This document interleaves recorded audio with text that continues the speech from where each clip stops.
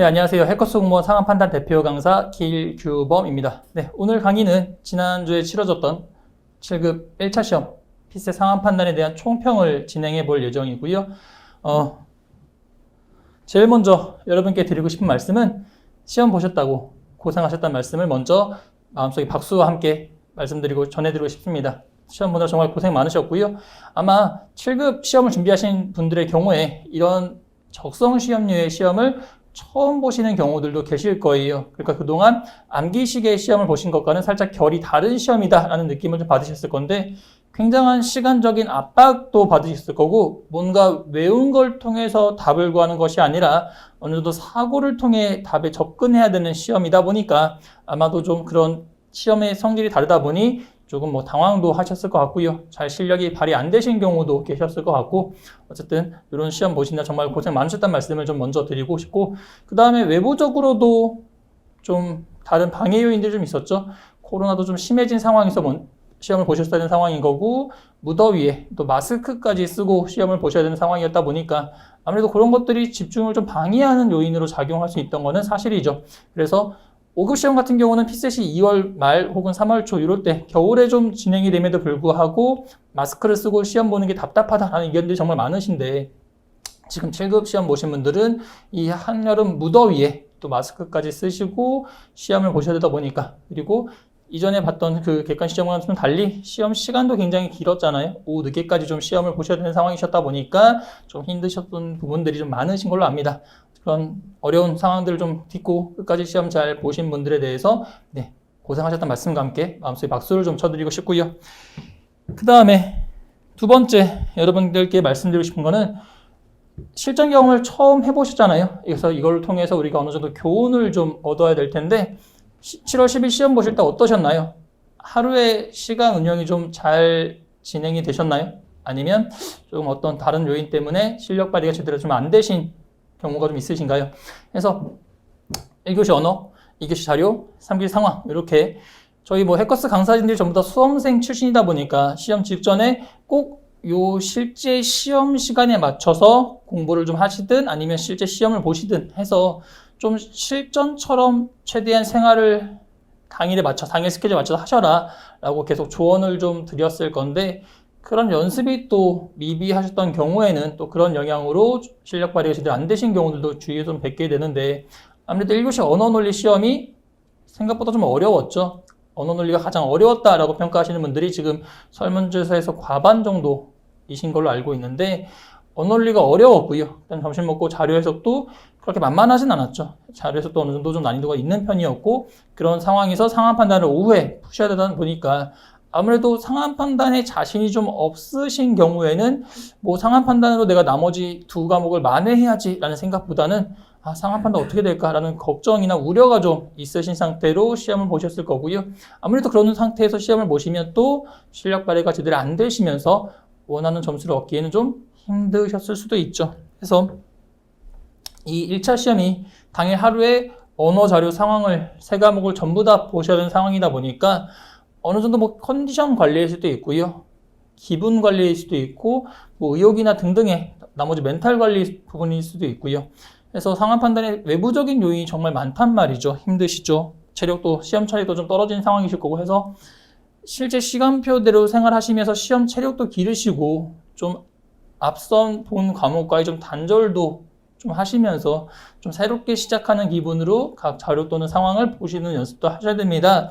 라고 조언을 좀 드렸을 텐데 그게 또 조언을 그냥 들었을 때와 실제 시험 당일에 겪어보는 것과는 또 차이가 좀 있잖아요. 그래서 한번 경험을 좀 해보셨을 테니까 그런 하루 운영에 대한 부분들도 충분히 어느 정도의 그 노하우가 좀 생겼을 겁니다. 그래서 그런 부분들도 잘 대비를 또 해주셔야 되는 부분이 있고요. 그래서 제가 학생분들께 쉬는 시간에 절대 답 맞춰보지 마셔라. 다른 사람들 괜히 답 맞추는 거 괜히 귀 기울여지잖아요. 귀 기울여져서 들리고 막 이럴 텐데 답 맞춰보지 마시고 그 다음에 그 지난 시험 괜히 계속 되새김질 하시면서 오늘 못 봤는데 이런 식의 생각하지 마시고 하시라고 계속 조언을 좀 드렸는데 아무래도 현실 가서 실제 시험장 가시면 그게 잘 안 되시죠.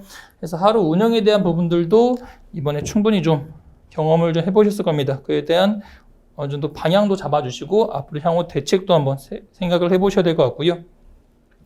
이제 세 번째로 올해 시험 난이도에 대해서 좀 말씀을 드려봐야 될 것 같은데, 상황판단 난이도는 올해 그래도 세 과목 중에서는 체감 난이도상 가장 쉬웠다라고 평가하시는 경우가 대부분의 좀 대체로의 다수의 의견인 거죠. 그래서 체감 난이도는 쉬웠는데, 근데 또 막상 저녁에 답안이 공개되고 나서 채점을 해보니 채점해본 결과 내가 목표한 점수와는 좀 차이가 있었다라고 좀 평가들을 하실 텐데요. 상황 판단이 문제가 쉬워진다고 해서 절대 100점 맞을 수 있는 시험은 아니다라고 말씀드리죠. 제가 그래서 수업 시간에 전략을 설명드릴 때도 이건 100점 맞는 시험이 아니니까 80점 정도를 목표로 하셔서 준비를 하시면 됩니다 라고 말씀을 드렸고, 그러니까 올해 시험이 쉬웠다고 했을 때 100점이 아니라 한 70점대 이상의 70점 이상의 점수를 받으셨다면 상황 판단은 어느 정도 선방하시거나 잘 보셨다라고 평가할 수 있는 시험이 됩니다. 그 다음에 80점 이상의 점수를 받으셨다? 그럼 정말 잘 보신 거고요. 그래서 올해 상황 판단 이 정도 난이도라면 한 70점 정도는 마크를 좀 해 주셨어야 될 것 같아요. 그런데 항상 시험 보고 나오면 깔끔한, 뭔가 좀 되게 명쾌한 느낌은 아니죠. 뭔가 후련하다는 느낌보다는 아무래도 찝찝하고 좀 이런 경우들이 많으실 텐데, 저 또한 여러 번 시험장 가봤지만 항상 시험 끝나고 교문을 나설 때 항상 뭔가 찝찝했어요. 뭐 8, 90점대 점수도 받았고 뭐 순위도 높게, 성적도 높게 받아봤지만 그런 시험을 보더라도 항상 나올 때마다 모든 문제를 자신 있게 풀고 나온 건 아니니까 항상 뭔가 찜찜한 마음이 들었었는데, 제가 올해 시험 80점 정도 받으시면 잘 받으신 겁니다 라고 말씀드렸죠. 그러면 4점씩인 거니까 5문제를 틀리신 셈이 될 텐데, 혹은 찍어서 80점이신 거면 조금 더 많은 개수를 틀리신 점이 될 텐데, 틀리신 경우가 되실 텐데, 그렇게 되면 못 푼 문제 혹은 찍은 문제가 있다 보니까 아무래도 계속 뭔가 찜찜하고 미련이 남고 이런 시험이 되신단 말이에요. 이게 피셋 시험의 특징입니다. 그래서 2차 시험과는 조금 결이 다른 시험이다라는 걸 좀 더 여러분들이 빨리 적응을 해주셔야 할 거예요. 그래서 뭐 예전에 동영 모의고사 강의 진행해 보거나 하면 상황 판단 문제를 빨리 푸시고 뭔가 검토하신다거나 이런 식의 전략을 세우시는 경우도 뵙게 되는데, 그럴 수 있는 시험이 아니란 말이죠. 해서 피셋의 특성에 따른 뭔가 그런 마인드 전환도 좀 해 주셨어야 될 거고요. 올해 체감 난이도를 정리해 보면 뭐 다소 수월하게 출제된 건 사실이다. 그렇다 하더라도 8, 90점, 100점 맞는 시험은 아니고 70점 이상 정도였으면 어느 정도 선방을 하셨을 거다라는 부분입니다. 그 다음에 올해 상황 판단 출제 경향이 대체로 뭐 올해 처음 실시했던 5급 문제도 그렇고요. 이번 7월, 12월에 치러졌던 민경채나 7급 문제도 그렇고 상황 판단이 막 그렇게 어렵게 출제된 편은 아니다 보니까, 즉 준비하면 이제 어느 정도 준비가 가능해지는 상황 판단 영역이다라고 생각하시면 됩니다. 그래서 올해 시험 같은 경우는 이따 분석해봐 드리겠지만 예상을 벗어난 문제가 있지는 않았습니다. 그래서 좀 이따 좀 더 자세한 설명을 드려볼 테고요. 상황 판단 이제 하면 된다라는 식의 결론을 저는 얻었던 올해 시험이라고 보시면 되겠습니다.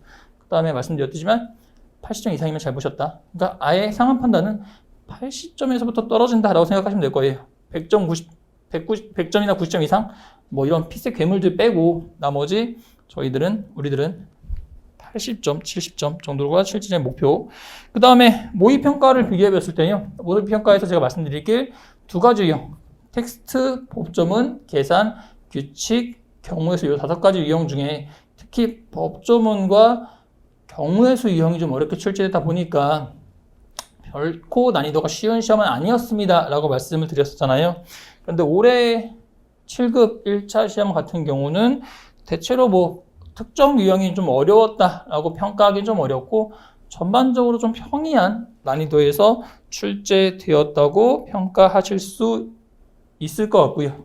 그 다음에 당일날 같이 치러졌던 민경채란 7급 문제가 총 25문제 중에 15문제를 서로 공유하고 있고 10문제씩의 차이가 있어요. 근데 그 10문제를 통해서 민경채가 가장 쉽게, 그리고 7급 그리고 5급 순으로 쉬운 순서대로 민경채 7급, 5급 순으로 난이도 조절은 좀 하고 있다라고 결론이 좀 내려졌거든요. 그래서 이거에 대한 부분들도 좀 이따 좀 더 자세하게 분석을 좀 해봐 드리도록 하겠습니다. 그래서 모의평가보다는 살짝 수월한 난이도였다. 하지만 뭐 새로운 게 출제되었다기보다는 기존에 묻던 것들을 계속 물어왔다 라고 평가할 수 있을 테고요. 그 다음 5번째 우리가 분석해 봐야 될 게 이번 시험에서 7급 시험만의 좀 특징이 발견이 됐어요. 뭐냐면 처음 실시된 시험이다 보니까 아무래도 출제에 좀 상당히 공을 들였다라는 느낌이 좀 들었는데 시험 문제에 주무관이라는 단어가 굉장히 좀 자주 출제되더라고요. 총 5문제 쓰였는데 뭐 5번, 10번, 11번, 20번, 21번까지 5, 10, 11, 20, 21번까지 5문제에서 주무관이라는 단어로 계속 상황 세팅을 좀 하더라고요. 그래서 7급 시험에 대한 좀 공이 신경을 좀 쓴 것 같은 느낌이고 그 다음에 5급 문제와 좀 다르게 7급 시험으로 출제된 7급용으로 출제됐다고 좀 특색이 있다고 본 문제가 20번 문제였어요. 뭐 지금 7급 문제는 하나 갖고 지금 펼쳐놓고 이 수업을 강의를 보고 계실 텐데 10쪽에 있는 20번 문제가 그간 5급 피셋에서는 자주 보이지 않았던 유형의 뭔가 수정안이 나오고요.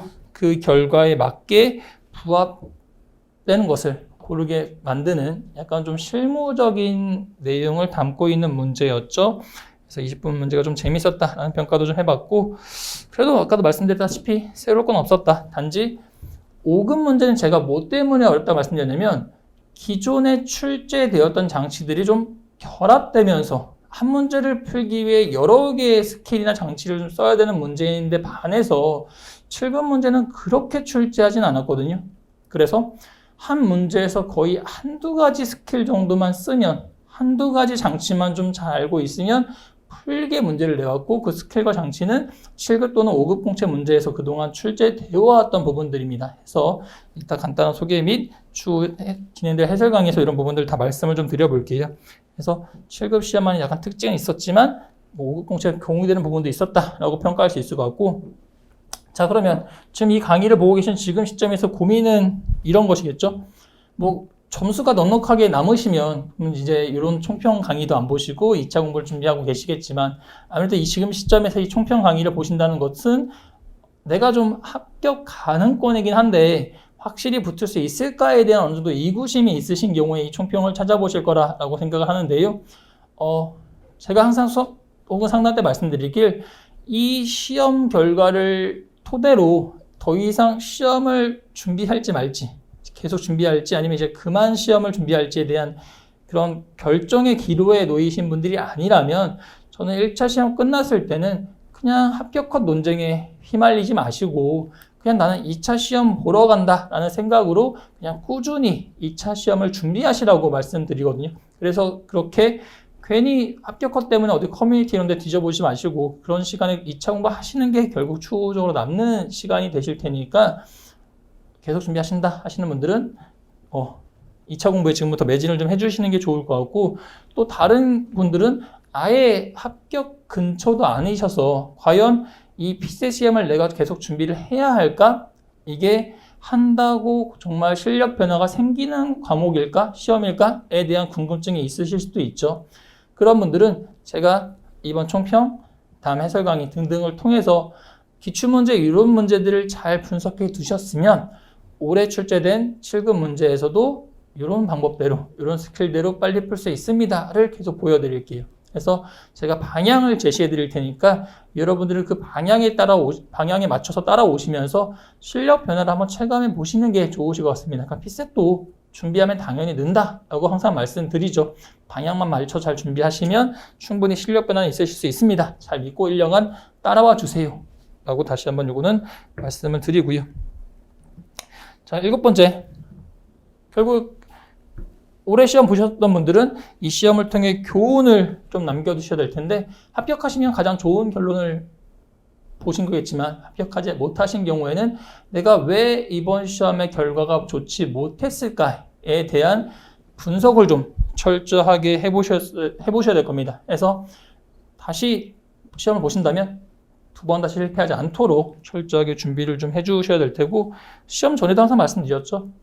너무 잘 보려고 하지 마시고 실수하지 않으면 우리가 목표로 하는 점수는 나올 겁니다. 결국 이거는 고득점은 잘하는 사람들이, 상한판은 잘하는 사람이 고득점 뭐 90점대 이렇게 받지만 합격은 실수하지 않는 사람들이 합격합니다 라고 말씀드렸던 거. 그래서 실수에 대해서 다시 한번 반복하지 않도록 준비를 좀 잘 하실 수 있도록 대비를 정리를 해 두셔야 될 겁니다. 해서 간단한 총평 해봤고요. 조금 디테일한 이제 분석을 좀 해보도록 하겠습니다. 총 25문제 중에서 가장 특징적인 부분은 텍스트 유형의 문제가 하나도 출제되지 않았어요. 텍스트 유형 없이 법조문, 계산, 규칙, 경우의 수 유형이 출제가 되었는데, 가장 긴장되는 순간이죠. 시험 직전에 시험지 넘길 준비하시다가 첫 페이지를 휙 넘겼을 때 1번 문제는 우리가 예상하던 대로 법조문 유형, 뭐 2번 문제까지도 법조문 유형이 출제가 됐었어요. 그래서 3번 문제까지 법조문 문제가 출제되어 오다가 조금 특징적인 부분은 4번 문제부터 조금 이른감이 있게 4번 문제부터 계산 유형이 시작됐다는 거죠. 그래서 4번, 5번, 6번까지가 계산 유형의 문제가 출제되었는데, 제가 문제 배치할 때 두 가지 패턴에 대해서 말씀드렸잖아요. 모의평가처럼 1번부터 주르륵 계속 텍스트 법조문이 출제될 수도 있고, 혹은 지난 민경채 문제처럼 초반에 텍스트 법조문, 그 다음 계산규칙 경우에서 핵심 유형, 다시 텍스트 법조문 출제될 수 있습니다 라고 말씀드렸는데, 법조문이 중간에 좀 비었다가 15번 문제부터 다시 출제가 되어 왔었죠. 됐죠. 그래서 1, 2, 3번 중간에 핵심 유형 출제되다가 15번부터 다시 시작되고, 그 다음에 올해 한 지문 두 문항짜리, 제가 23번, 24번 문제에 나올 거라고 예상했던 자리 그대로 한 지문 두 문항짜리가 여기 출제되었는데, 법조문 소재로 좀 출제가 됐죠. 그래서 총 9문제가 출제가 됐고요. 그 다음 제가 예상해드린 바와 같이 초반에 조금 계산 문제 위주로 배치가 됐죠. 그래서 4번, 5번, 6번, 9번까지 중간중간 좀 빠져있긴 하지만 그렇게 해서 14번까지가 계산 유형들 8문제가 좀 배치가 됐고요. 그 다음에 7번 문제에서 규칙이 나오고 나서 나머지 규칙 문제들은 25번 문제까지 중에 후반부에 좀 배치가 됐고요. 경우의 수 문제 앞에 조금 있고 나서 다시 후반부에 경우의 수 문제들이 배치가 됐죠.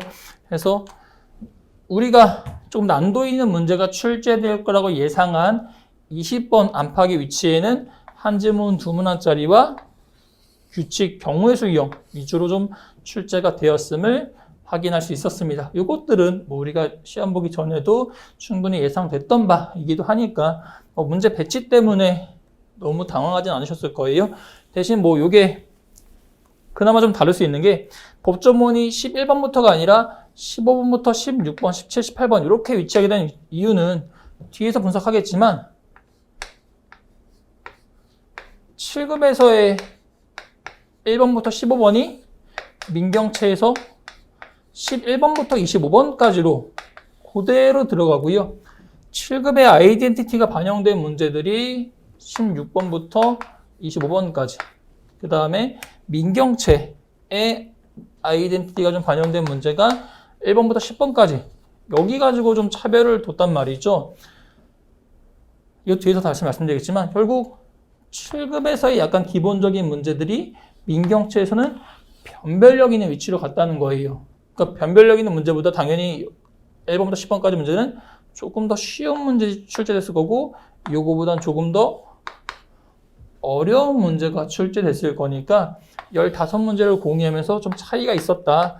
이거에 대한 디테일한 부분도 이따 말씀드리겠지만, 그러니까 배치가 왜 이렇게 되냐면 결국 15번까지 배치하고 나서 16번부터 7급용의 문제를 다시 10문제를 추가로 만들 때, 그때 이제 법조문 문제들이 추가로 들어간 거고, 한 지문 두 문항짜리도 민경채는 출제되지 않았죠. 7급에만 한 지문 두 문항짜리가 들어갔는데, 이렇게 7급에 좀 문제들을 새로 만들다 보니까 법조문의 위치가 기존과 조금 살짝 다른 점이 있었다라는 것도 정리를 한번 해봐 드릴게요.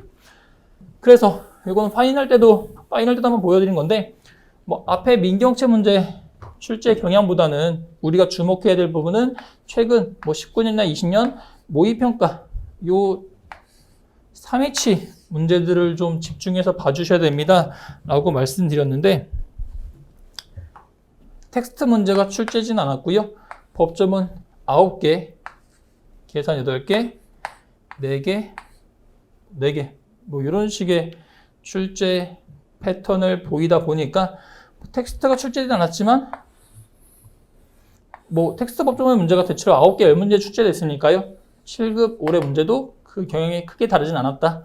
그 다음에 뭐 모의평가 유사하게 규칙 4개, 경우에서 문제 4개, 계산도 뭐 유사하게 개수 비중은 좀 비슷하게 출제되었다. 예상되던 바다 라고 결론을 좀 내릴 수 있겠습니다. 그래서 최근 출제 경향과도 좀 비교를 해봤고 디테일하게 분석을 들어가 볼게요. 그 다음 법조문 유형에 대해서 분석을 해볼 텐데요. 총 9문제 출제됐다라고 말씀드렸고요. 디테일한 유형에서 총 5가지 유형이 출제가 되었습니다. 법 일반형 문제가 2번, 3번, 18번에 출제가 되었죠. 올해 문제 보시면 2번 문제, 이쪽에 있는 2번 문제 보시면 이거 뒤에서 해설 강의 해봐 드릴게요. 발제독 쉬운 문제였습니다. 그 다음에 뭐 함정도 그간 5급에서 쓰던 함정들 혹은 민경학체에서 쓰던 함정들 냈다 보니까 뭐 색다를 거나 뭐 특이한 점 없는 2번 문제 출제되었고요. 그 다음 최근에 제가 수업 때 말씀드리길 5급에서는 함정팔 때 주로 뭐를 가지고 함정판다 말씀드렸냐면 행위자 가지고 뭐 주체, 객체, 대상과 같은 행위자 가지고 좀 장난을 많이 칩니다. 그래서 행위자를 조심히 봐주세요 라고 말씀드렸는데 올해 법 일반형에서는 행위자 함정이 정말 많았어요. 그래서 제 수업 잘 따라오신 분들이라면 조금 함정은 빠지지 않으셨지 않을까라는 거고요. 그 다음 또 특징적인 게 뭐냐면 제가 모의평가 파이널 강의 때도 말씀드렸죠. 모의평가에 출제됐던 6문제 중에 5문제가 상황 박스가 있었습니다. 좀 더 이게 7급 특성이 맞는 문제들인 것 같은데 실제 상황에 좀 적용하는 능력이 요구됩니다 라고 말씀드리면서 이번 7급 문제에서도 아마 상황 박스가 등장하는 법조문이 많을 거예요 라고 말씀드렸는데 아니나 다를까 상황 박스에 있던 문제들이 좀 많았죠. 그래서 1번, 17번은 발문에 포인트 없었고 제시문은 법조문으로 제시됐고 그 다음 서브 박스인 상황 박스가 있었던 1번하고 17번 문제가 있는데요. 1번 문제 보시면 상황 박스가 있긴 하지만 이거 복잡한 상황 박스는 아니었죠. 그래서 네 그냥 일치부합 문제 풀듯이 푸시면서 상황 박스만 살짝 추가해서 활용해 주시면 네 푸시기에 크게 어렵지 않으셨을 거고 이 문제 역시도 행위자 함정이 좀 많았던 1번 문제였고요. 그 다음 17번 문제 보시면요. 넘겨서 17번 문제 보시면 역시나 상황 박스가 복잡하진 않았고 지자체장, 제가 또 수업 때 분명히 강조한 부분이었죠. 지자체, 광역과 기초 있는데 요거 5급에서도 자주 물으니까 잘 구분해 두셔야 됩니다. 라고 시도와 시군구에 대한 개념 좀 정리를 좀 해봐 드렸을 건데 그거 알고 계시거나 하시면 좀 더 쉽게 접근할 수 있었던 17번 문제였죠. 그 다음 시군구, 시도 구분하는 거는 25번 문제, 규칙 문제에서도 활용이 좀 됐잖아요. 잠깐 보시면 맨 뒤에 25번 문제 보시면 행정구역 분류코드 문제에서도 지자체 구분하는 능력이 요구됐던 거니까 제 수업 잘 따라오신 분들은 혹은 잘 숙지하신 분들 따라오셨다는 건 충분하지 않죠. 잘 숙지하신 분들은 장치들을 좀 많이 발견하셨다고 피드백을 좀 받았는데 어쨌든 그런 1번과 17번 문제가 있었고요. 그 다음 16번 문제는 제시문만 법조문이 아니라 텍스트로 좀 바뀐 거죠. 이렇게 제시문의 형태를 동그라미 형태로 주는 거는 5급에서는 좀 난도 낮출 때 2012년도, 13, 14년도 이 정도 12, 13, 14년도 정도에 좀 쓰던 형태인 건데 이게 5급에서는 좀 최근에 잘 쓰이지 않습니다 라고 말씀드렸는데 이게 7급에서는 다시 좀 살아났어요. 그래서 제가 제시문 박스에서 법조문 형태로 줄 수도 있고 그 다음에 텍스트나 동그라미, 뭐 사례 등등의 형태로 줄 수 있습니다 였는데 그때 이 동그라미 형태가 16번에서 좀 활용이 된 거죠. 그 다음 15번 문제 같은 경우는 바로 왼쪽에 있죠. 발문에 포인트 있는 문제인 거니까 그거에 맞춰서 상황 대입해서 적용 해결하시면 되는 문제였는데 뭐 15번 문제 크게 함정이 있진 않았습니다. 그 다음 한 지문, 두 문항짜리 문제 23번, 24번 문제인 건데 법조문 계산 문제 24번 문제 나왔죠. 계산 문제는 용어 조심히 받으라 말씀드렸는데 24번 문제에서 시간이 좀 부족하다 보니까 용어에 대한 좀 확인을 러프하게 하셔서 잘 못 보신 경우, 틀리신 경우도 계시던데요. 24번 문제 추후 해설 강의 참고하셔서 정확하게 푸는 방법 알려주시면 될 테고 18번에도 언급이 좀 빠졌는데 18번 문제는 또 예상 가능한 제가 예측한 문제였죠. 출제 예상한 문제. 의사종족수, 의결종족수 지금 한 장 넘겨서 18번 문제 보시면 뭐 동형 모의고사 등등을 통해서 연습하기도 했던 위원회 문제들인 거고요. 그 다음에 제가 계산 문제로 나온 1순위가 의사종족수, 의결종족수입니다 라고 강조해 드렸잖아요. 그래서 그런 18번 문제까지 나왔던 거니까 제가 충분히 수업 때 강조했고 그 다음에 출제 예상했던 문제들이 나왔다라고 보시면 되는 법조문 유형입니다. 그 다음에 계산 유형에 대해서 좀 분석을 좀 해보면요. 최근 치러지는 21년도 5급 공채 문제에서도 뭔가 단순히 조건 주고 계산하는 문제가 좀 많았습니다 라고 하면서 파이널 때 4문제를 보여드렸잖아요. 21년도에 4문제. 근데 이번 7급 문제도 단순 조건을 반영해서 계산하시면 되는 문제들이 3문제가 출제가 됐죠. 그래서 4번, 13번, 14번 문제였어요. 이게 4번부터 나온 게 좀 의아한 건데 지금 노란색 체크한 거는 정답률이 좀 떨어지는 문제. 그 다음에 제가 빨간색 체크한 게 난이도가 가장 있다고 보는 정답률이 가장 떨어지는 문제. 그러니까 가장 떨어지는 문제가 빨간색, 그 다음 난이도 높은 정답이 떨어지는 문제가 노란색으로 좀 체크해놨는데요.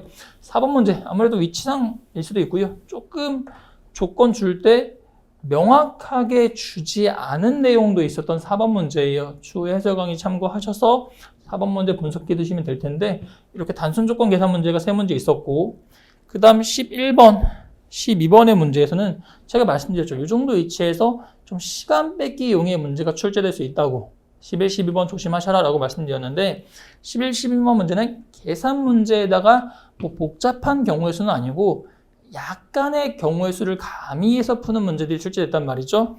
그래서 11번, 12번이 다소 좀 어려웠다는 피드백도 받는데 경우의 수 문제, 이 문제는 뭐 경우에 따라서 틀릴 수도 있다라고 보지만 뒤에 문제 5번, 6번, 9번 문제는 제가 수업 때 강조한 내용들 그대로예요. 5번 문제 보시면 5번 문제 펼쳐보시면 제가 5의 배수 플러스 알파에 대한 장치 설명드렸을 거고 거기서 좀 개수만 2개에서 3개 정도로 늘어난 거죠. 그러니까 난이도 높이는 가장 쉬운 방법이 개수를 늘리는 겁니다 라고 수업 때 말씀드렸을 건데 개수가 좀 늘어났을 거고요. 그 다음에 뭐 5번 문제 선지 대입하거나 풀어도 풀리는 문제잖아요. 그죠? 그 다음에 6번 문제 제가 파이널 때도 예측했던 몰아주기 문제 나올 겁니다. 그 문제였고요. 9번 문제 이따 해설해 드리겠지만 간격 묻는 문제였던 거니까 이거 좀 추구해 보세요. 일단 해설 해봐 드릴게요. 그래서 법조문 문제의 9문제 평균 정답률은 63.67, 계산 문제 51.13, 아까보다 좀 떨어졌죠?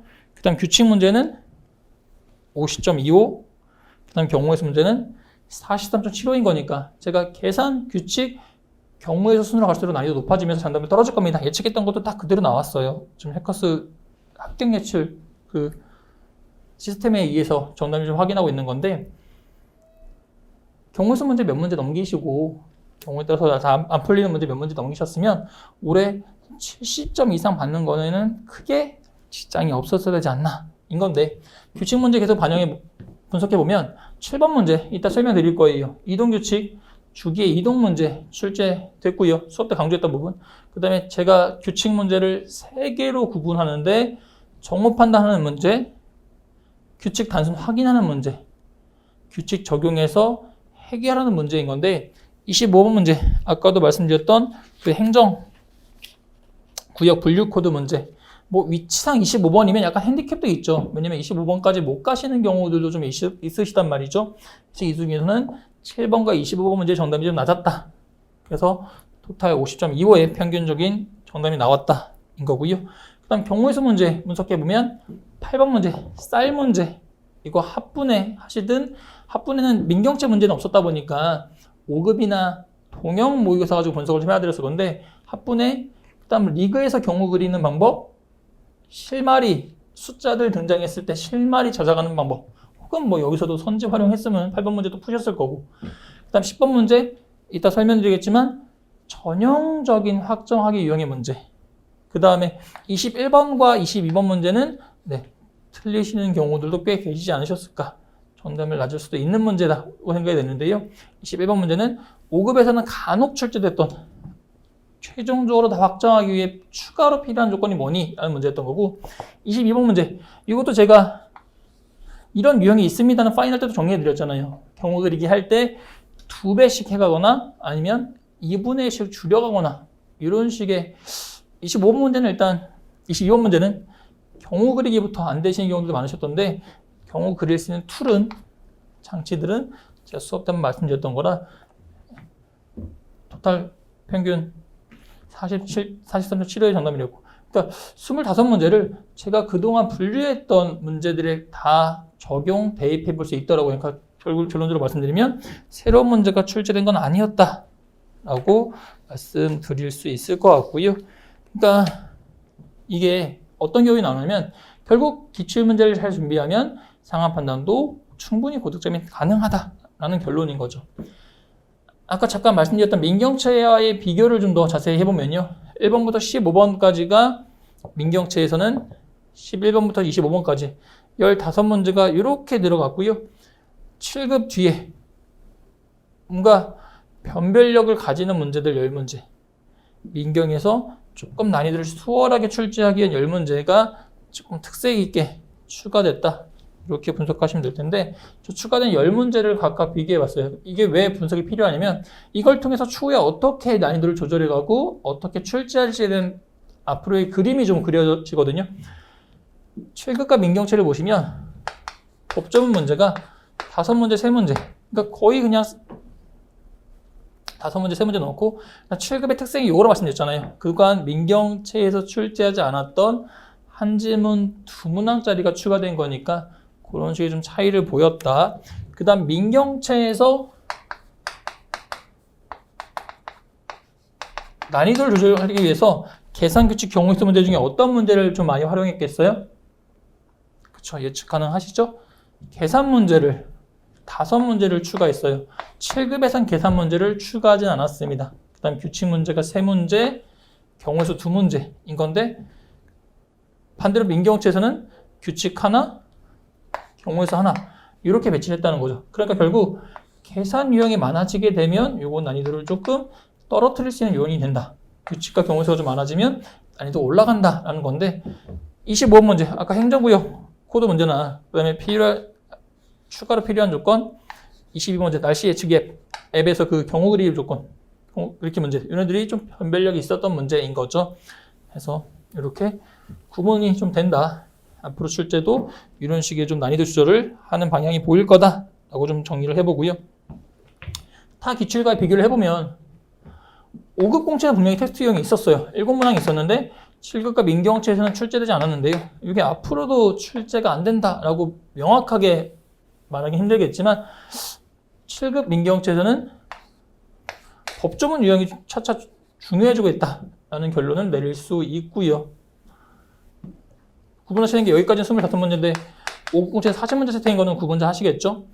에서 대체로 10개, 9개, 7개 정도인 거고, 한 40% 정도의 비중을 취재하고 있는 거죠. 16문제, 18문제인 거니까 절반에 좀 못 미치는, 그러니까 40~50%는 텍스트 법조문 유형으로 출제가 되고 있는 거고요. 그다음 계산규칙 경우의 수가 이렇게 출제가 됐는데, 민경채 문제 계산 유형이 굉장히 많았다. 모의평가가 7급에서는 규칙과 경우의 수 문제들이 이 정도 한 4~5문제 정도씩은 출제됐다 라는 식으로 분석을 해볼 수 있겠습니다. 아마 이런 출제 경향은 한동안 좀 유지가 되지 않을까라고 좀 예측을 좀 하고요.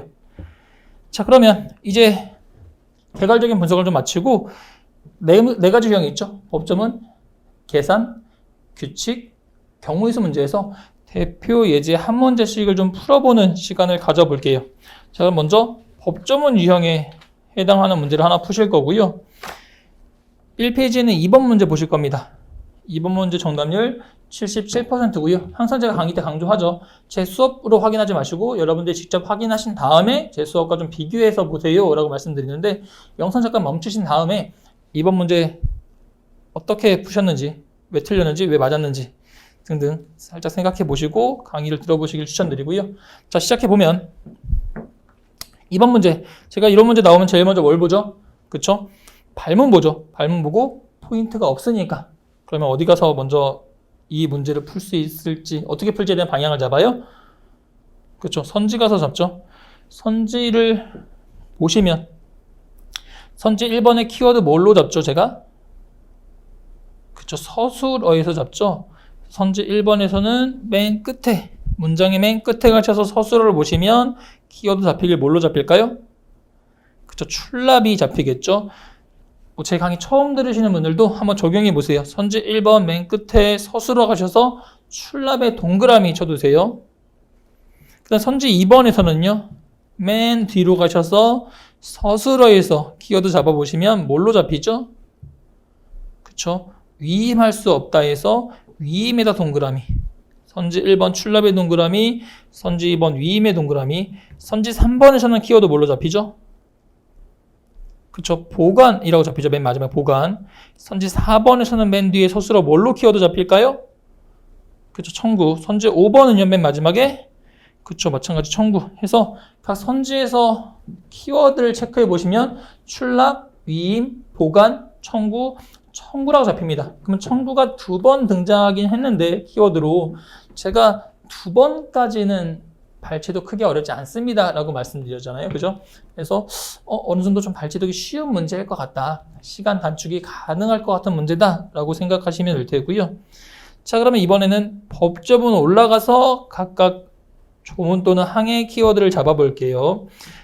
마찬가지죠. 맨 뒤에 서술어, 즉 효과 부분에 해당하는 단어를 키워드를 잡죠.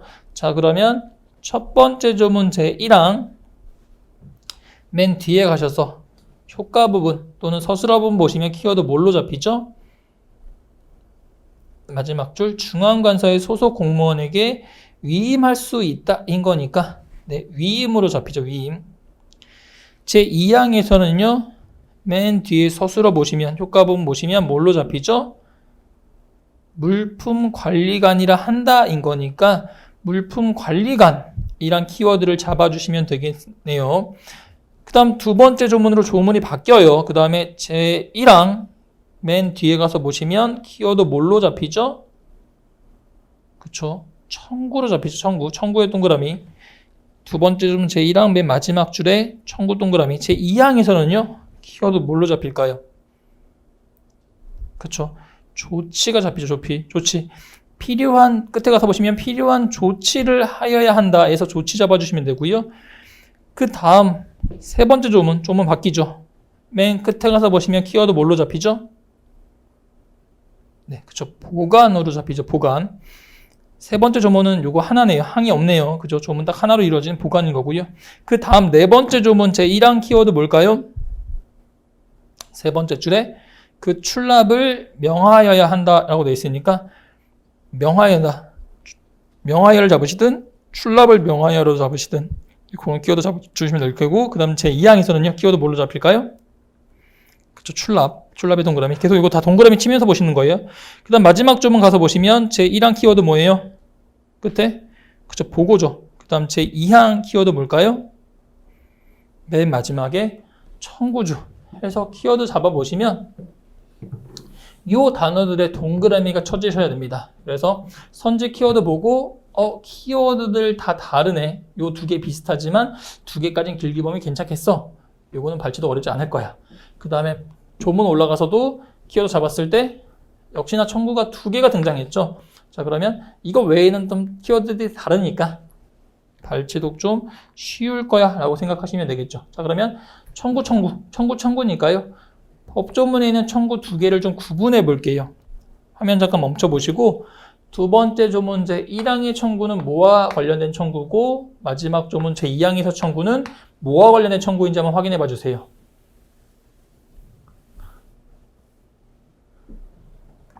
자, 답변이 찾아지셨으면 두 두 번째 조문제 1항에서는요. 밑에서 두 번째 줄. 두 번째 문제 1항 밑에서부터 두 번째 줄 보시면 우측에 물품의 취득에 관한인 거죠. 얘는 물품의 취득에 관한 거고 맨 마지막 조문제 2항에서는 역시나 마찬가지로 맨 밑에서 두 번째 줄. 수선이나 개조를 위한인 거니까 얘는 물품의 취득에 관한 수선이나 개조를 위한의 차이가 있네요. 이렇게 구분해 두시면 만약에 내가 1, 2, 3, 4, 5 순으로 본다. 그러면 출납인 거니까요. 어디 가서 보시면 돼요? 출납. 그렇죠? 네 번째 점은 제2항 가서 보시면 되죠. 자, 여기 한번 찾아가서 볼게요. 자, 그러면 네 번째 점은 제2항 가서 보시면 뭐라고 시작돼요? 물품 출납 공무원은 제1항에 따른 명령이 없으면 물품을 출납할 수 없다. 인 거고 제1항에 따른 명령이란 단어가 있으니까 1항 가서 보시죠. 제1항 각자 스피드대로 세 줄 읽어주시고요. 이렇게 봤을 때 네 번째 점은 제1항과 제2항에 따랐을 때 선제 1번은 맞게 되죠. 명령이 없으면 선제 1번의 말처럼 제1항으로 물품 출납할 수 없다라고 되어 있는 거니까 바로 여기 디테일하게 보고 일단 법조문 중에서는 네 번째 점은 제2항만 디테일하게 보고 바로 답을 고르실 수 있다는 거죠. 그래서 이렇게 굳이 제시문 다 안 읽고 푸는 방법, 스킬 그대로 잘 적용될 수 있는 이번 문제였으니까요. 시간 단축이 충분히 가능하셨던 문제겠죠. 그 다음에 뭐 나머지 선제들은 해설 자료를 올려둘 테니까요. 보통 해설 봐주시면 될 겁니다. 그래서 충분히 시간 세이브가 가능했던 2번이었다 인 거죠. 이런 식의 문제들이 많았습니다. 근데 해커스 합격 예측 시스템에 따르면 77% 정답이 나온 문제더군요. 좀 더 많은 분들이 맞췄으면 좋을 만한 문제인 건데 조금 아쉬움이 있는 2번 문제였어요. 자, 그 다음에 계산 유형 문제 중에서는 9번 문제를 풀어볼게요. 9번 문제가 너무 아쉬운데 저로서는 되게 아쉬운데 9번 문제 풀어볼게요. 정답률이 40%가 나와 있어요. 문제를 좀 보면 잠깐 화면 멈춰두시고 먼저 분석하신 다음에 설명 들어주시고요. 자, 보셨다면 설명 시작해 볼게요. 발문 봤을 때 다음 글을 근거로 판단할 때 A 개종 시기가 11시 정각을 알리기 위한 마지막 종을 치는 시각은? 하고 물었어요. 그래, 그러면 11시에 정각을 딱 알릴 때 종을 칠 텐데 그 중에 마지막 종을 치는 시각이 언젠지 봐야지. 뭐 발문이 어렵거나 발문이 이해 안 되시는 않으실 거예요. 자, 그 다음에 제시문 길지 않죠. 그러니까 출근 문제의 특징이 뭐냐면 문제 길이가 굉장히 짧아요. 보통 이 정도에서 끊기더라고요. 거의 뭐 밑에는 연습하시거나 푸실 수 있는 종이 공간이 굉장히 많은데 길이가 길지 않았어요. 그런데 함정이 좀 많다고 분석들 하시죠, 보통. 함정이 그렇다고 뭐 새로운 함정은 아니니까 9번 문제는 어떤 장치 또는 함정이 포함되는지 한번 보면 조건 읽으실 때 어떤 단어가 눈에 확 들어오셨어야 될까요? 어떤 단어? 실제 장치 중에 어떤 거? 답은? 노란색으로 변한 글자들이 보이실까요? 간격인 거죠, 간격. 자, 제가 수업 때 n개 사이 간격은 몇 개다 라고 항상 말씀드렸어요. 그쵸? 굉장히 자주 n-1개다라고 말씀드렸죠. 그래서 가장 쉬운 예가 두 명 사이, 두 개 사이 간격, 너와 나 사이 1개다 라고 계속 말씀을 드렸잖아요. 그러니까 이 간격의 장치만 딱 보셨으면 9번 문제는 솔직히 말씀드리면 한 30초짜리, 저 이 문제 푸는데 30초 안 걸렸던 것 같아요. 그래서 보시면 간격에 대한 부분이 있었으면 6시 정각을 알리기 위한 마지막 6번째 종을 치는 시각은 6시 6초이다 라고 하죠. 그러니까 6시 정각을 알리기 위해 6번 종을 치는 건데 6번 종 칠 때 간격은 몇 개여야 돼요? 그쵸? 5개의 간격이 몇 초다? 6초다를 알려준 거예요. 이거 연습해봤잖아요. 제가 그리고 수업 때 뭐라 말씀드리냐면 간격 문제 낼 때 가장 흔하게 쓰는 가장 기출문제 같은 반복해서 출제했던 게 6개 사이 간격이 5개를 묻는 겁니다 라고 말씀드렸어요. 제가 수업 중에 어떤 문제에서 이런 설명 드렸었죠? 올해 강의 따라오실 때 인문 강의 패스하신 분들 많으시던데 인문강의 추가 자료 31번 문제에서 31페이지 문제에서 5급 공채 12년도 인책형 15번. 그러니까 옛날 문제라고 생각하지 마시고 기출 문제는 다 보셔야 돼요. 2012년도 15번 문제가 뭐였냐면 1층부터 6층까지 엘리베이터 타고 순찰하는 문제였죠. 그래서 제가 1층부터 6층까지 엘리베이터 타고 이동할 때 6층 사이 간격, 즉 몇 번을 이동해야 된다. 그렇죠? 5번 이동해야 된다라는 얘기해드렸고, 그게 바로 다음 13년도, 12년 다음 13년도에는 인책형 2번 문제, 절기, 중기 따지는 문제인데 워낙 난이도가 있는 문제라 7급에서 다루긴 조금 부담이 있었어요. 그래서 제가 선지 5번은 언급해드리면서 이때 역시도 5개 사이 간격은 6개 사이 간격은 5개를 다시 한번 물었다. 그래서 기출문제가 보통 간격을 물을 때 자주 쓰는 수구조가 6개의 사이 간격이 5개를 묻더라 라고 알려드렸단 말이죠. 그러니까 이 문제는 다른 거 결합 없이 딱 이 간격의 장치만 볼 수 있었으면, 그러면 11시를 알리기 위해서 총 몇 번을 쳐야 되니까 총을, 그쵸, 11번을 쳐야 되는 거니까 11번 사이 간격은 몇 개여야 돼요? 그쵸, 10개인 거죠. 5개 사이가 6초야? 그러면 10개 간격을 따질 때는 딱 2배인 12초구나 라고 후하는 데는 정말 긴 시간이 소요되지 않았어야 되는 문제입니다. 그래서 딱 이 문제는 간격의 장치로만 냈다 라고 설명을 드릴 수 있을 것 같고요. 혹은 이렇게 준비가 안 돼 있으셨으면 제가 문제 풀 때 머리로 풀지 마시고 좀 손을 움직이세요. 저는 손을 움직여서 푸는 사람입니다 라고 말씀드리는데, 6번의 종을 친다. 1번, 2번, 3번, 4번, 5번, 6번 친다 라고 보셨으면 이때부터 여기까지가 6초가 걸린다는 거잖아요. 하나, 둘, 셋, 넷, 5개가 6초가 걸린다는 거고, 그러면 하나, 둘, 셋, 넷 이렇게 해서 11개가 있을 때는 그 사이 간격 총 10번일 테니까 5번일 때 6초인 거면 10번일 때는 12초겠지 라고 보시는 데는 9번 문제는 잘 푸셨어야 되지 않았을까 라고 조심스럽게 좀 말씀을 드려보고 싶은데, 그러니까 수업 때 하는 거 그러니까 제가 이게 시험장에서 발현되려면 뭐 그 자리에서 임기응변이 가능하신 분들은 직접 푸셔도 되겠지만, 그렇지 않은 경우에는 조금 기출 문제들을 암기에 가깝게 갖고 계셔야 됩니다 라고 말씀드렸죠. 그쵸? 그러다 보니까 9번 문제 차이가 좀 있습니다. 빨리 푸신 분들은 정말 빨리 푸셨고요, 고생하신 분들은 풀고도 틀리시는 경우가 좀 많았던 문제입니다. 자, 그 다음 규칙 문제 중에서는 7번 문제에 대해서 설명 좀 드려볼게요. 7번 문제 보면 역시나 먼저 분석하신 다음에 강의 들어두시기를 추천드리고요. 다음 글의 정답 판단할 때 마지막에 송편을 먹었다면 그 직전에 먹은 떡은 인 거죠. 발문. 그래서 맨 마지막에 송편일 때 물은 거는 그 바로 직전에 뭘 먹었니를 물었어요. 자, 그 다음에 조건 보실 때 역시나 문제 길이는 길지 않죠. 자, 이 중에서는 어떤 단어가 눈에 확 들어오셨어야 될까요? 좀 전에 문제가 간격이었다면 이번 문제에서는 뭐예요? 어떤 단어? 그쵸. 시계방향.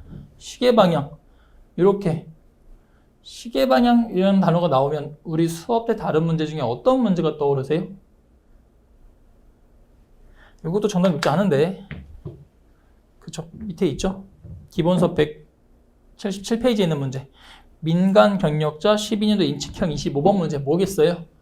그쵸, 반시계 방향 앉혀놓고 술래 이동시키는 네 번째 술래 묻는 문제 기억나시죠? 그래서 이런 이동 규칙에 대한 문제인 건데, 자, 문제를 좀 풀어보면 그대로 한번 가볼게요. 뭐 문제 푸는 방법이 여러 가지가 있을 건데, 일단 먼저 규칙을 찾아놓고 여기에 사례 대입을 하는 것도 가능하겠죠. 자, 규칙을 먼저 찾을 때는 이 떡까지 반영해서 보시면 어려우실 테니까 한번 그냥 일반적인 규칙을 찾아볼게요. 시계 방향부터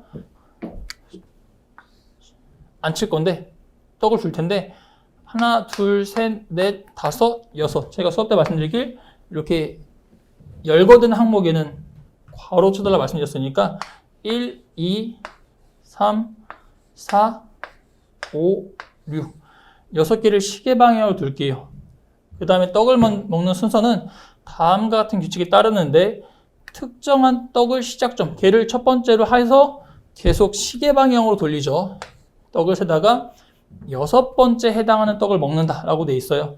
여기가 또 어려울 수 있는데 초의 산입 또는 불산입처럼 보실 수도 있을 거고요.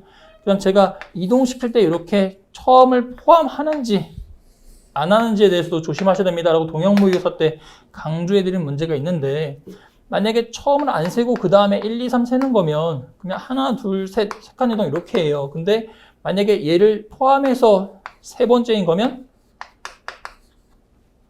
2칸 이동을 하시게 된단 말이죠. 왜냐면 시작점부터 카운트를 하니까요. 즉 얘부터 시작해서 시작점부터 포함해서 6번째 해당할 떡을 먹는다는 얘기는 몇 칸 이동하라는 얘기? 그렇죠? 이거는 5칸을 이동하라는 얘기인 거죠. 시작점을 포함하는지 포함하지 않는지 여부 조심해서 보셔야 됩니다. 라고 동형모의고사 수업 때도 강조해 드렸고요. 이렇게 해서 시계 방향으로 떡을 세다가 6번째 먹는다. 그렇게 먹고 나면 그 시계 방향으로 이어지는 바로 다음 떡. 예를 들어 얘가 없어지고 나면 그 다음 떡이 시작점이 돼서 반복하라는 거죠. 그러니까 이동 규칙이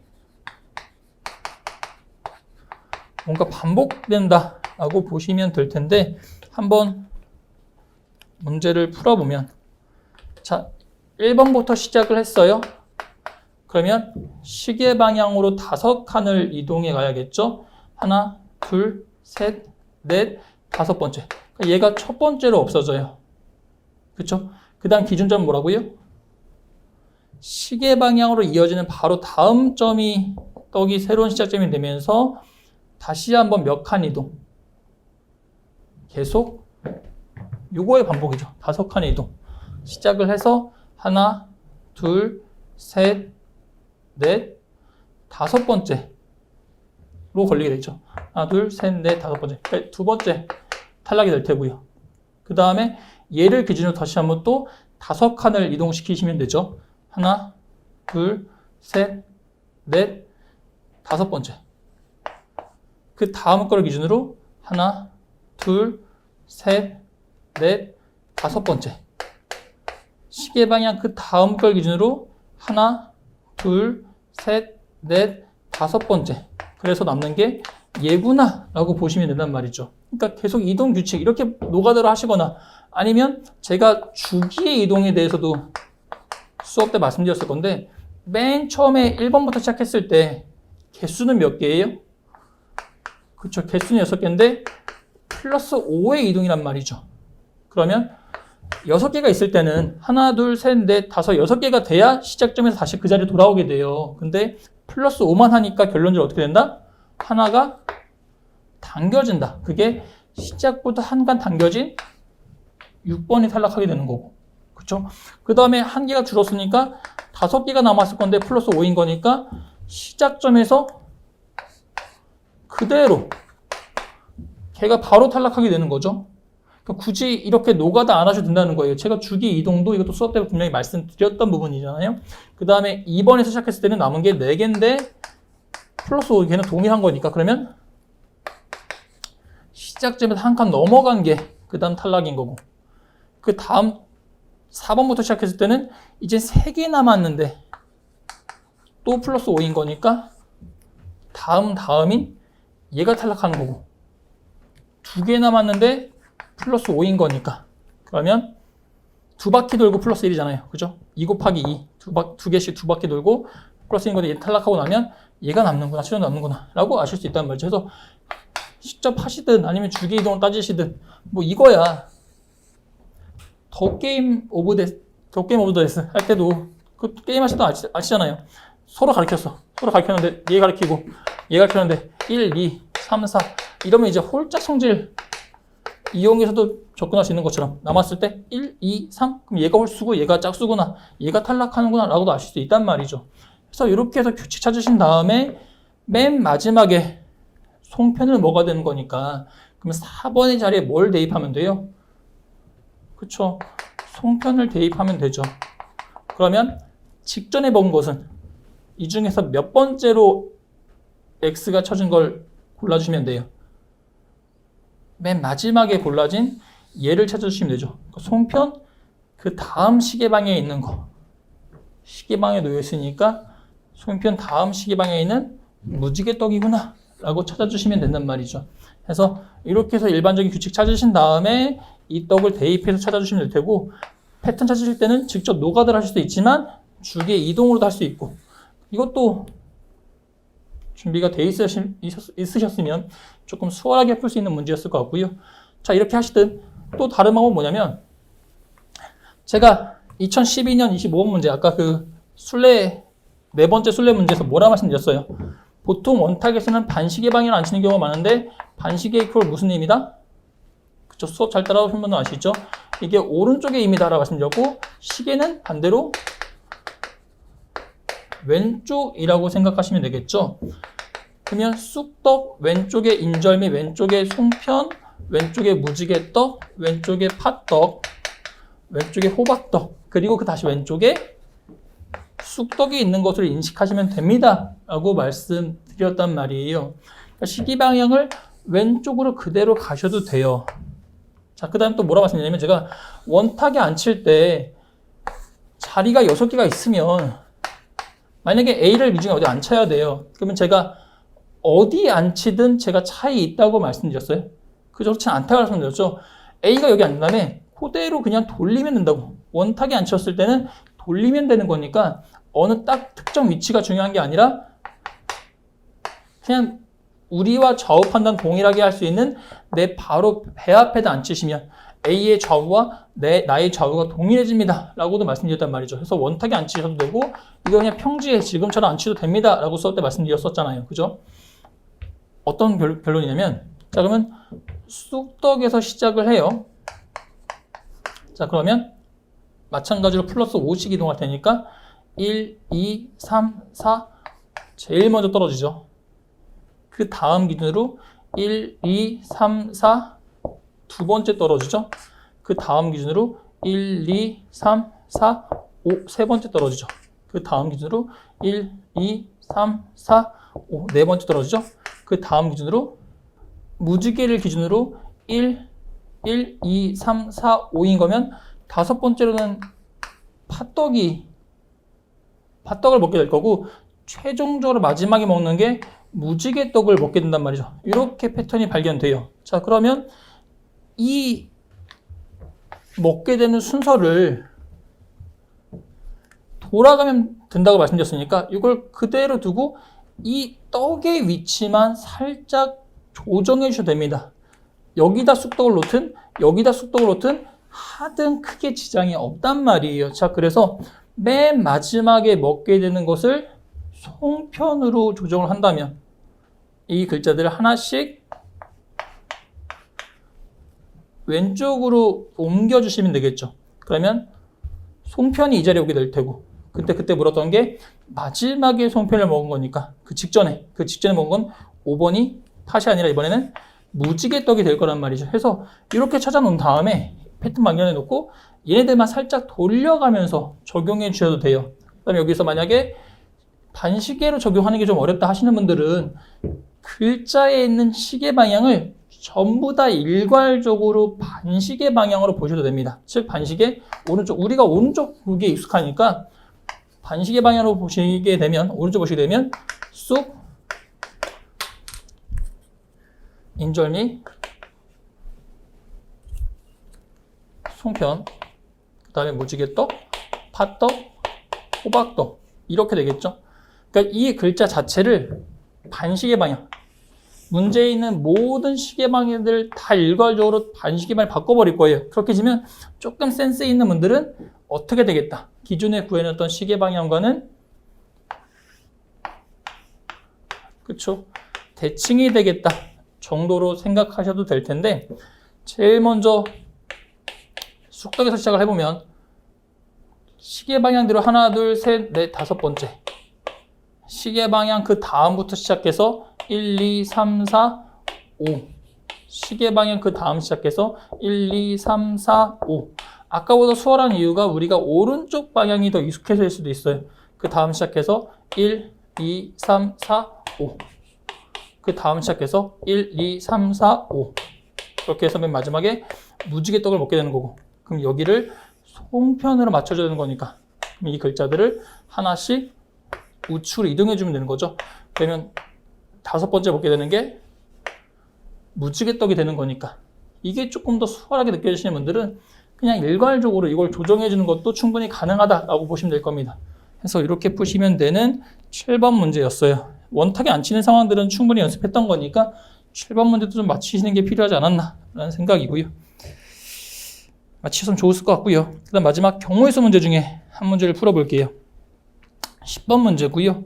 되도록 지금 앞번 문제를 풀고 있는 게 뭐냐면, 여기서부터 시간이 밀리셨으면 뒤에 있는 문제들은 더더욱이나 촉박한 상황에서 압박감 느끼는 상황에서 문제 푸셨을 거니까 앞에 있는 문제들에서 이렇게 시간 세이브 하시면서 잘 문제를 푸셨어야, 이때 시간 운영이 잘 되셨어야 끝까지 좀 좋은 컨디션에서 좋은 마음가짐을 푸시지 않으셨을까라고 생각해서 좀 앞에 있는 기본형의 문제들을 좀 풀어드리고 있는 건데, 자, 10번 문제 역시도 먼저 분석하신 다음에 설명 들어주시고요.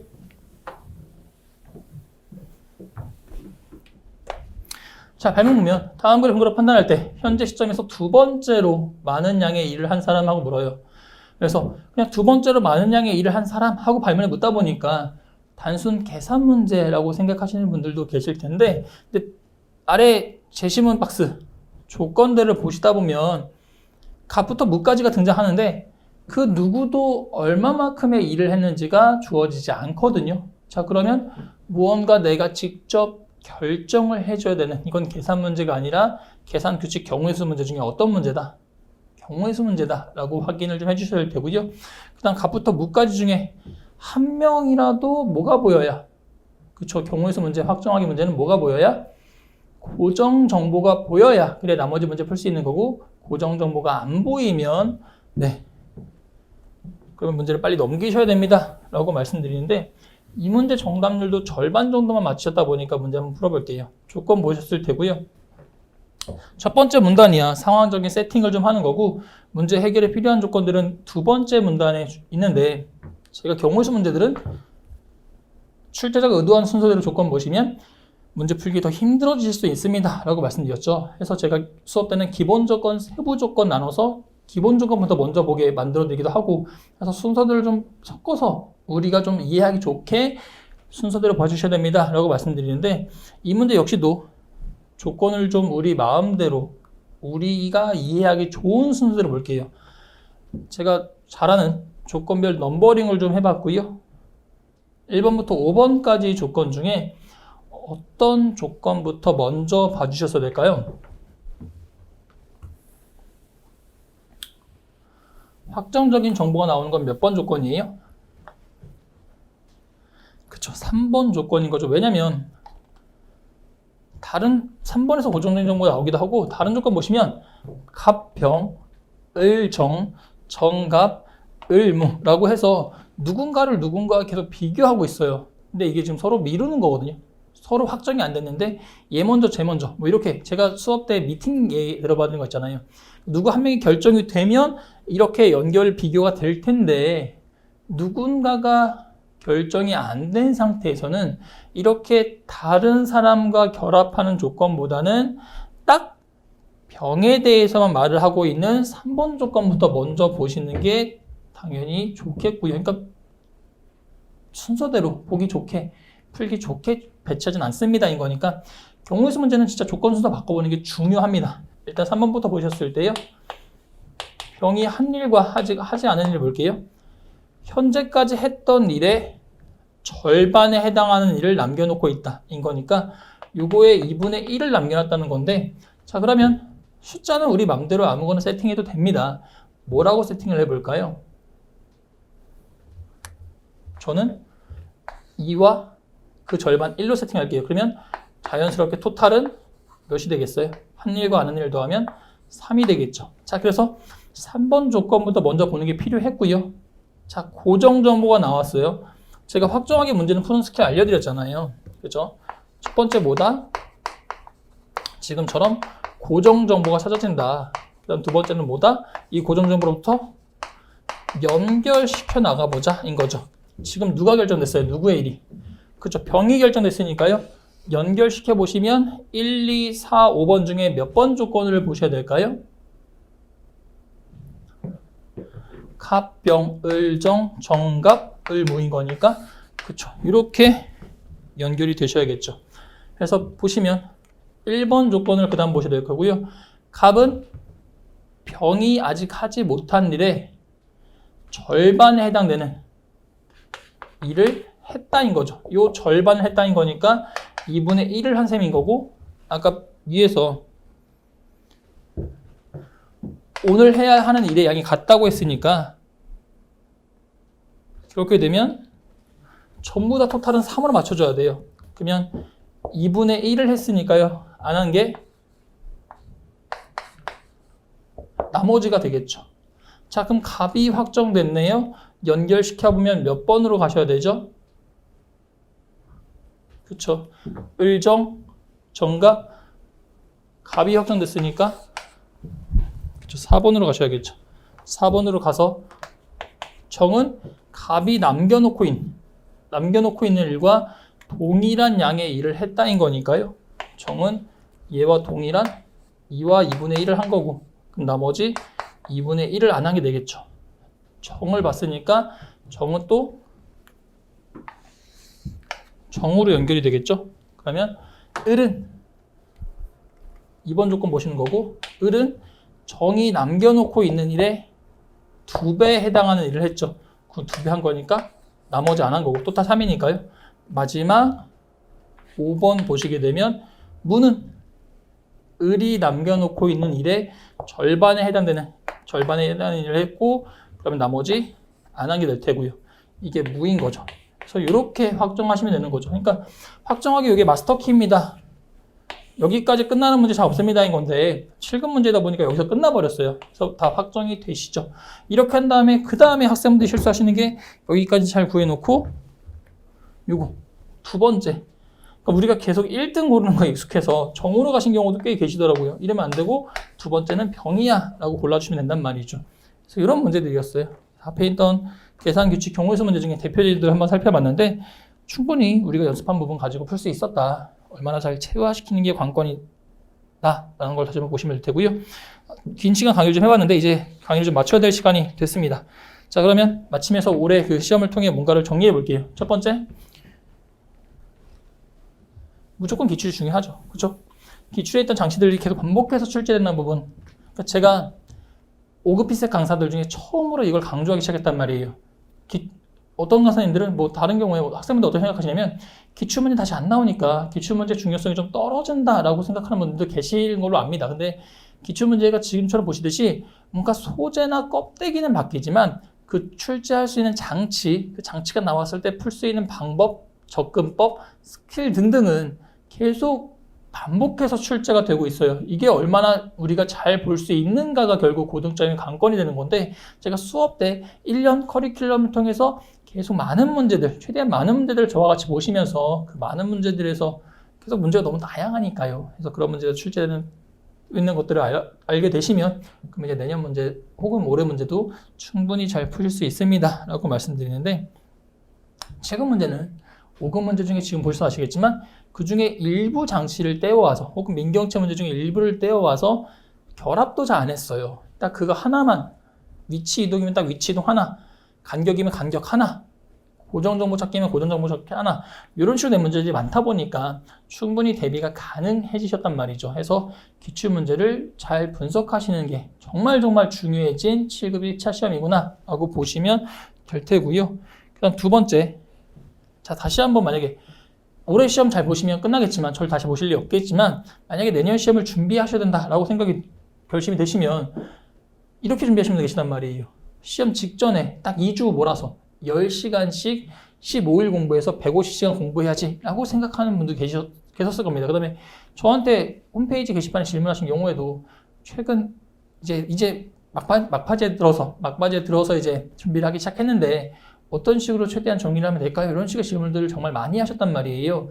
근데 제가 피셋은 그렇게 단기간에 때려 붙는다고 되는 시험이 아닙니다. 이거는 사고 과정을 바꾸는 거기 때문에 정말 단기간에 집중 투하하시는 것보다는 똑같이 150시간을 쓰더라도 30분씩 300일을 준비하시는 게 더 좋습니다 라고 말씀드린단 말이죠. 이렇게 꾸준히 하셔야 그 감각도 유지되는 거고 내 사고 과정도 바뀔 수 있어요. 정말 집약적인 것보다는 좀 꾸준히 해주시기를 부탁드리겠고요.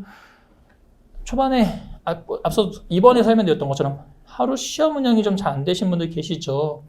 실전 경험의 중요성 느끼셨을 겁니다. 그래서 제가 올해 초에 혹시나 기회 되시면 뭐 5급 문제 한번 보시는 것도, 시험장 가보시는 것도 도움이 되실 거예요. 그러니까 뭐 실전 가서 막 떠시는 분들 계시잖아요. 실전 가서 막 너무 실력 발휘 안 되고 떠시는 분들 같은 경우는 뭐 실전 경험 할 수 있는 방법들도 있으니까 조금 그런 식으로 좀 활용을 하시는 것도 필요하실 겁니다 라고 말씀드렸는데, 뭐 어쨌든 우리 지금 7급 시험 봤으니까 정확하게 한번 겪어보셨죠. 이 실전 경험을 통해서 뭔가 앞으로의 그 방향, 대처 방법들을 좀 잘 정립해 가셔야 될 테고, 그 다음 네 번째, 피셋에 맞는 태도나 사고 과정을 여러분들이 빨리 습득하셔야 돼요. 이건 2차 시험처럼 결코 다 맞는 시험도 아니고요. 그 다음에 다 푸는 시험도 아니고요. 그 다음에 2차 과목과는 분명히 달라요. 어느 정도의 그 목표 점수를 잡아두시고 그걸 위해서 기출문제를 최대한 좀 다 분석을 해보시는 대비 과정을 좀 거치셨으면 좋겠고, 그 다음에 올해 만약에 좋은 결과 얻으신 분들이 2차 시험에서 전원 합격하시는 거 아니니까 다시 한번 피셋을 보시게 되는 경우들도 뭐 많이 하나 계실 수 있어요. 계시겠죠. 이런 경우에는 피셋은 자만하거나 방심하시면 안 돼요. 올해 이제 최근 시험 경향은 세 과목을 평균적으로 잘 하시는 분들이 합격하시는 경향들이 좀 많고, 세 과목 중에 일부 과목만 잘 하시는 경우에는 합격하신 경우도 있지만 떨어지는 경우들도 좀 계신 것 같아요. 그래서 세 과목을 좀 고르게 잘 하시기를 요구하는 최근 시험 경향인 것 같은데, 만약에 이렇게 올해 상황 판단 문제가 조금 그래도 수월했으니까 내가 한 70점 정도 받았어. 그러면 이제 그거 갖고 만족하실 수도 있잖아요. 올해 시험 이 정도 나왔으니까 내년에도 조금만 좀 잘 준비하면 뭐 작년만큼은 점수 나오겠지. 올해 내년 기준이 작년인 거니까 지금 이번 1회 시험만큼은 점수가 나오겠지라고 생각할 수 있는데, 피셋은 안 하면 감각이 떨어져요. 무뎌집니다. 해서 30분까지 아니어도 하루에 뭐 한두 문제씩이라도 잠깐 보시면서 좀 꾸준히 감각을 유지할 수 있도록 해주셨으면 좋겠습니다. 좋은 결과 얻었다고 너무 방심하거나 자만하지 마시고 조금 꾸준히 좀 해주셔라 라는 부분인 거고요. 이분들이 제일 아쉬운데, 만약에 올해 성적이 좋지 않으셨던, 좋은 결과를 얻지 못하신 경우에는 지금 제가 뭐 어떤 식의 위로를 하더라도, 어떤 말씀을 드리더라도 잘 귀에 안 들어오실 거예요. 뭐 여자친구랑 이별했는데 주위에서 친구들이 야 괜찮아, 너나 괜찮지, 안 괜찮잖아요. 솔직히 지금 시험 때 괜찮아, 내년에 보면 돼. 내년이 지금 당장 있는 거 아니니까 누가 어떻게 위로해도 충분히 위로가 안 되시고 지금 뭐 당장은 좀 힘드실 수 있겠지만, 근데 지금 이 힘든 혹은 뭐 슬프신 과정에서 그거 그대로 가시면 결국 남는 게 없겠지만, 그걸 잘 위기나 실패를 좀 잘 딛고 이겨내는 사람이셔야 그래서 최종적으로 합격할 수 있을 거란 말이죠. 그래서 올해 왜 좋지 못한 결과가 나왔는지를 잘 분석하셔서 그거에 대해서 좀 꾸준히 좀 잘 대비를 해봐 주시기를 부탁드리겠고요. 뭐 지금 이 동영상도 많이들 보실 텐데 7급 강의들을 정말 많이 봐주시더라고요.